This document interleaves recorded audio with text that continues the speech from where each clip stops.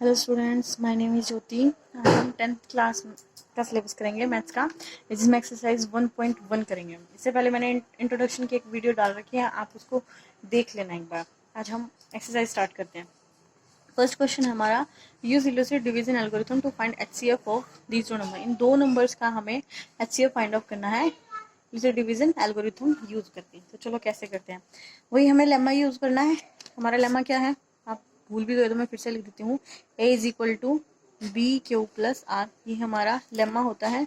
और जिसमें हमारा जो आर की कंडीशन होती है वो ये होती है, 0 या 0 से बड़ा और बी से छोटा। अब देखो, इन दोनों में जो बड़ा है उसको मैं ए मान लूंगी और जो छोटा है वो हमारी बी की वैल्यू है। अब मेरा क्वेश्चन क्या होगा, हम इसको ऐसे साइड में डिवाइड करके देख लेंगे।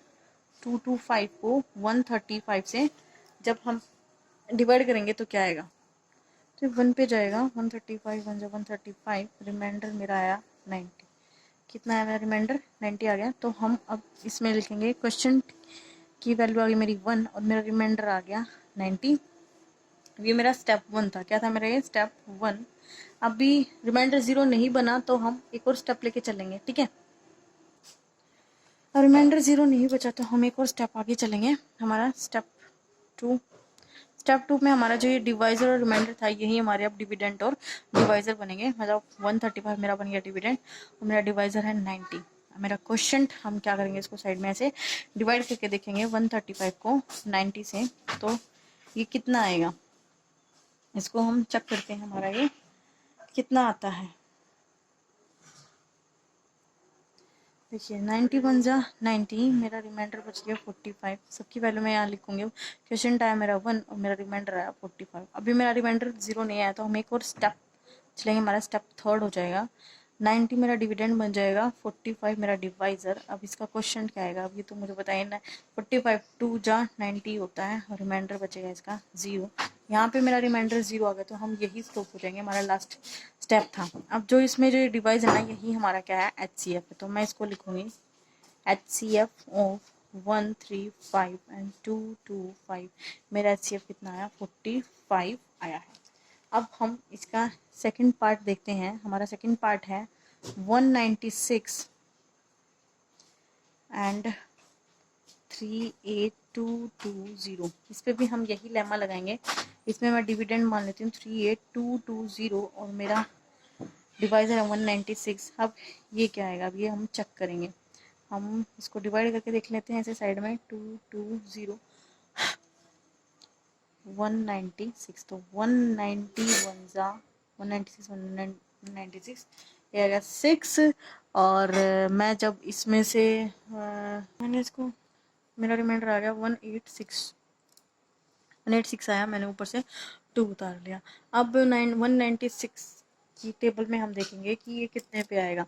तो जब हम इसको करके देखते हैं ऐसे साइड में, तो ये मैं साइड में करके देख लेती हूँ। तो ये गया हमारा 9 पे गया। कितने में गया, 9 पे। तो 9 पे मेरी वैल्यू आई है 71764। अब इसको सब्ट्रैक्ट करो, 8 और 9 और बस। अब हम ऊपर से उतार लेंगे 0। अब 196 में देखेंगे हम, क्या ये 980 आता है। कितने पे आता है ये आता है 5 पे। तो 5 पे आता है तो ये कंप्लीट डिवाइड हो गया। तो मेरा क्वेश्चन आ गया 195 और मेरा रिमाइंडर आ गया 0। ये तो देखो एक ही स्टेप में कंप्लीट हो गया। और मैं इसमें रिमाइंडर 0 आ गया तो यहीं स्टॉप और स्टेप पे नहीं जाएंगे हम। तो ये जो हमारा डिवाइजर था वही हमारा क्या होगा, इसका HCF होगा। तो मैं बोलूँगी HCF ऑफ 196 एंड 38220। मेरा कितना आ गया, 196 आ गया। आई होप आपको समझ आया होगा। अब हम इसका थर्ड पार्ट देख रहे हैं। थर्ड पार्ट में है 867 एंड 225। इसको भी ऐसे ही करेंगे। 867 इज इक्वल टू 255। ऐसे रिमाइंडर क्या आएगा इसका, देख लेते हैं हम। इसका रिमाइंडर क्या आएगा, तो ये 3 जा पे जाएगा, 5 6 7 6 तो आएगा 201। इतना आ गया मेरा। तो मेरा क्वेश्चन आया 3 और मेरा रिमाइंडर आया 102।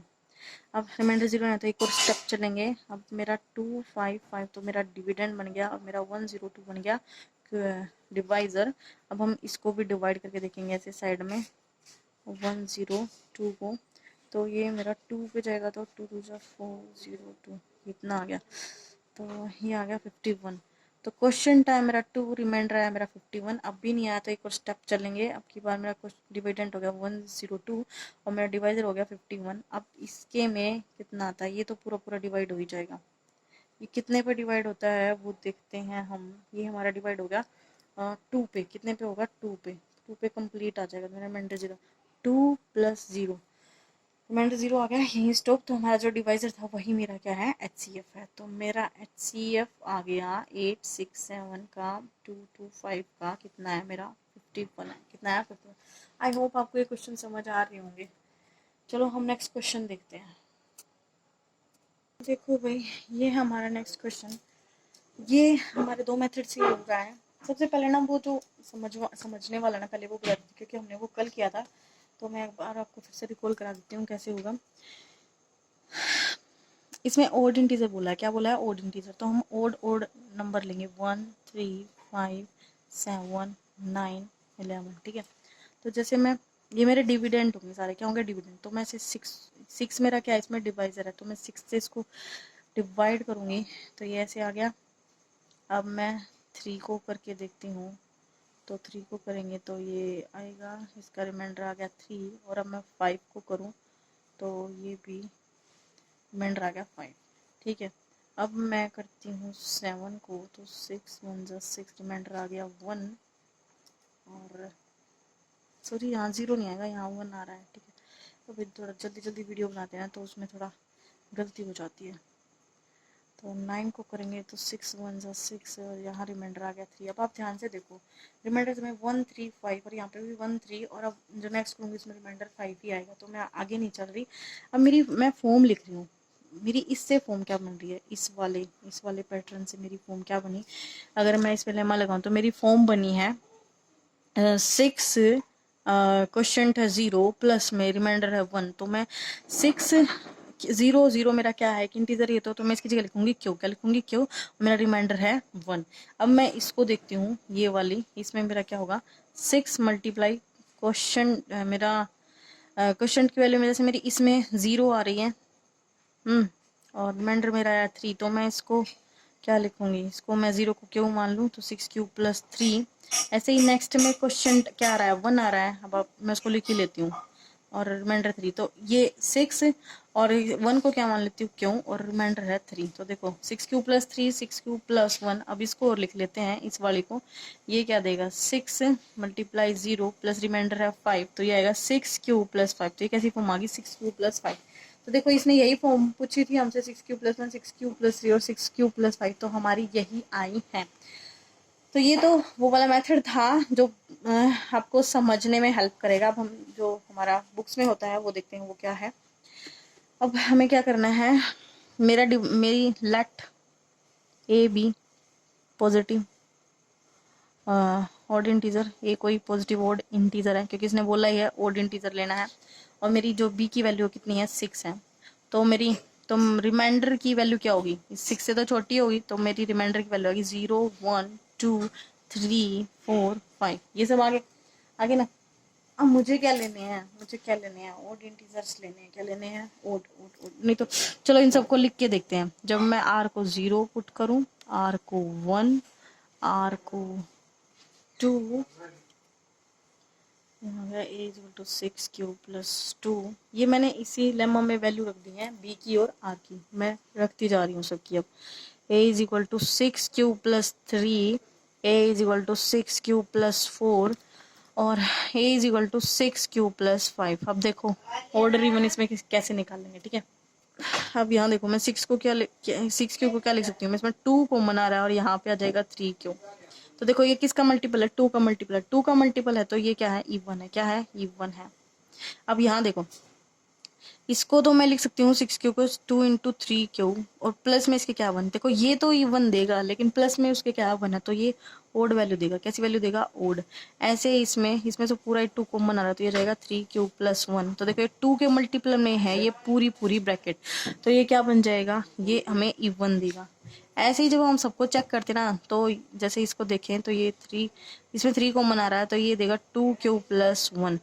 तो ये क्या कॉमन दे रहा है? नहीं तो हम इसको ऐसे नहीं लिखते, हम इसको 2 के मल्टीपल में लिखते, कि हमें बता नहीं पाएगा।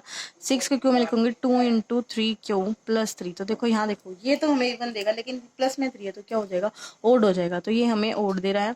और ये भी हमें नहीं तो इसमें हम पूरा 2 कॉमन ले लेते हैं, तो ये आ जाएगा 3 क्यू + 2। तो देखो ये 2 का मल्टीपल हो गया, तो ये भी क्या देगा, इवन दे रहा है। क्या दे रहा है? इवन। और ये हमें क्या देगा, ये 2 × 3 क्यू + 5, तो ये हमें देगा ओड। क्या देगा? ओड। आई होप आपको ये समझ आ रहे होंगे कि ओड इवन कैसे है। हमसे क्वेश्चन में क्या पूछा, सिर्फ ओड पूछे। तो एक ये और ये 3 आंसर होंगे, जिसमें इस ये किस फॉर्म में है, 6 क्यू + 1, ये वाला है 6 क्यू + 3, और ये वाला हमारा 6 क्यू + 5। तो ओड इंटीजर्स किस फॉर्म में आ गए, 6 क्यू + 1, 6 क्यू + 3 और 6 क्यू + 5। आई होप आपको समझ आया होगा। अब नेक्स्ट क्वेश्चन देखते हैं। अब देखिए next question. An army contingent of 616 member is to march behind an army band of 32 members in a parade. The group are to march in a same and number of column. What is the maximum number of column in which they can march. अब देखो ये वाले questions कैसे होंगे। अब देखो भाई, जो बैंड के हैं वो ऐसी लाइंस बन गई उनके लिए भी, और आर्मी के लिए भी ऐसे ऐसे लाइंस बनेंगी। एन मैंने क्या माना है, टोटल नंबर ऑफ कॉलम्स कितनी बनेंगी, ठीक है। अब देखो, x be number of band number in each column, और let y be number of each column. अब फिर देखो 32 बैंड मेंबर्स आएंगे, तो एन क्या है, टोटल नंबर ऑफ कॉलम्स, और एक कॉलम में कितने मेंबर्स आ रहे हैं, एक्स आ रहे हैं। कितने आ रहे हैं? एक्स। तो 32 के लिए कंप्लीट हो जाएगा। ऐसे ही 616 मेंबर्स के लिए नंबर ऑफ कॉलम्स है एन, और एक कॉलम में कितने मेंबर आ रहे हैं, वाई। ठीक है, तो यहाँ देखो कॉमन क्या आया, एन। कॉमन क्या है हमारा, एन ही है। ठीक है, तो हमें ना इसमें निकालना क्या है, हमें इसमें निकालना है HCF। क्या निकालना है? HCF। देखो मैं ऐसे तो आपको डायरेक्टली बता सकती थी कि यहाँ पे ना इसने बोला है कि मैक्सिमम नंबर ऑफ कॉलम्स बताने हैं, मैक्सिमम। तो मैक्सिमम जब भी आता है तो हमें HCF ही निकालना होता है। लेकिन मैं आपको समझाना चाहती थी कि ये कैसे कैसे कि आपको क्या रहा है, मैं वो समझा रही थी आपको। ठीक है, तो हम अब क्या करेंगे, HCF निकाल लेंगे इसका। अब आप इसका HCF निकालिए लेमा लगा के। हमारा डिवाइजर है 32, हम इसको ऐसे साइड में करके देख लेते हैं। डिवाइड को 32 से, देखो जब हम इसको डिवाइड कर रहे हैं तो ये जाएगा 1 पे 32, और रिमाइंडर में रहेगा 9 और 2, और 9 × 4 = 6, तो ये जाएगा 9 पे। 9 पे मेरा आएगा 288 है, तो मेरा रिमाइंडर बचा 8। कितना मेरा रिमाइंडर बचा? 8 बचा। तो मैं यहाँ पे लिखूंगी मेरा क्वेश्चन आया 19 और मेरा रिमाइंडर बचा 8। अब क्या होगा, अब एक और स्टेप जाएगा। 32 मेरा डिविडेंड बन गया, और 8 मेरा डिवाइजर मल्टीप्लाई में। अब क्या आएगा, मुझे ये तो डायरेक्टली पता है कि 8 × 4 = 32 ही होता है, और रिमाइंडर कितना आएगा, 0 आएगा, क्योंकि 8 की टेबल में 32 आ रहा है ना, तो डायरेक्टली से डिवाइड हो जाएगा। डिवाइड हो गया तो यहाँ पे मेरा डिवाइजर क्या आया, 8 आया। तो मेरा HCF कितना आया, मेरा HCF आ गया 8। तो मेरा HCF कितना आ गया, 8 आ गया। कितना आया, 8 आया। आई होप आपको समझ आया होगा ये क्वेश्चन। अब ये वाला क्वेश्चन देखिए, डिवीजन लेमा यूज करना है। That the square of any, अब की बार स्क्वायर बोला है। क्या बोला? Square of any positive integer is either of 3m और 3m+1 where m is a some integer. तो चलो ये लेमा यूज करके ही करते हैं हम। ठीक है, हमारी यहाँ पे हम मान लेते हैं let a B positive integer. ये क्या हमारा पॉजिटिव इंटीजर है, और मेरा बी क्या है, मेरी बी की वैल्यू है 3। ठीक है,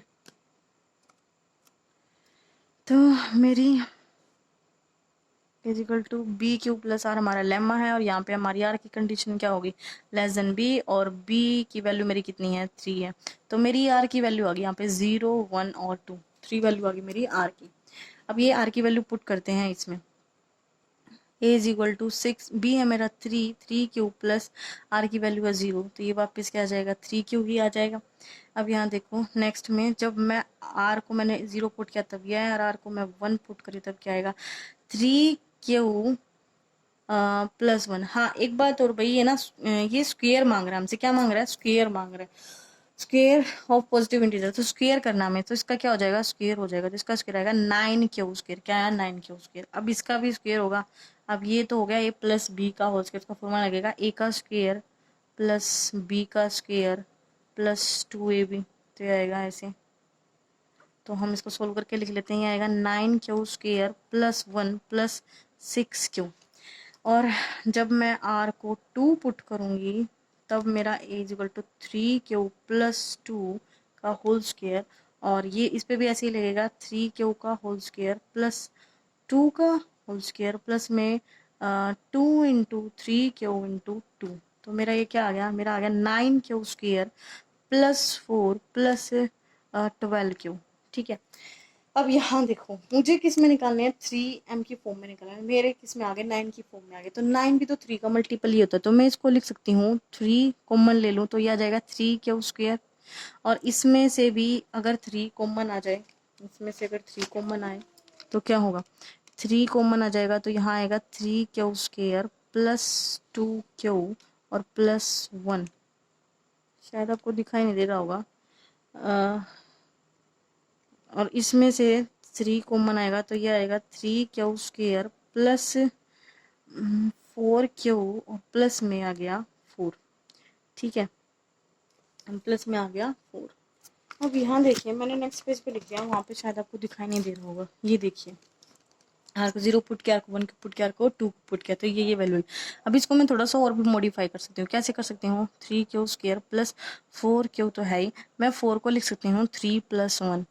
ठीक है, 3 प्लस 1 लिख दूंगी, तो मैं इस 3 को इस ब्रैकेट के साथ ज्वाइन करना चाहूँ तो क्या होगा 3 into 3 Q square plus 4 Q, plus में अगर इस 3 में से भी 3 कॉमन लूंगी तो 1 बच जाएगा ब्रैकेट के अंदर, और पीछे क्या बच गया अकेला 1 बच गया। ठीक है, अब देखना ये 3 के साथ कुछ मल्टीप्लाई में है, क्या कुछ मल्टीप्लाई में है, तो कुछ इंटीजर ही आएगा, कुछ नंबर ही आएगा ना, तो कुछ नंबर ही आएगा, तो मैं इस नंबर को मान लेती हूँ m, क्या मान लेती हूँ m, तो ये हो जाएगा 3m, क्या हो जाएगा 3m।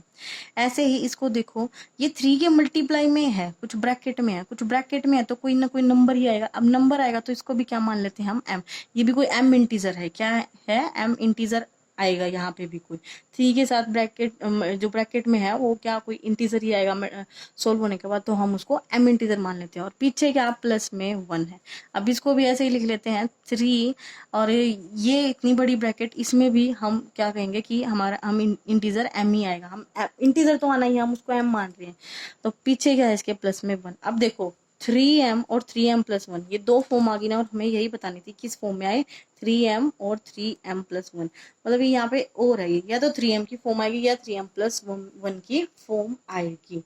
आई होप आपको ये क्वेश्चन समझ आया होगा, ये थोड़ा स्क्वायर वाला था, तो स्क्वायर वाले में थोड़ा ऐसे स्क्वेयरिंग टाइप की हमने, जैसे अब तक तो कोई स्क्वायर वाला नहीं आया था, तो स्क्वायर वगैरह किया इसका तब हुआ। ध्यान से पढ़ना, हमें क्वेश्चन में पूछ क्या रखा है, मैं बोला स्क्वायर ऑफ पॉजिटिव इंटीजर, ध्यान से पढ़ना। अब हम इसका लास्ट क्वेश्चन देखते हैं, ये है हमारा लास्ट क्वेश्चन, इसमें हमें क्यूब दिखाना है, क्या दिखाना है cube of any positive integer is of form 9n 9m plus 1 9m plus 8।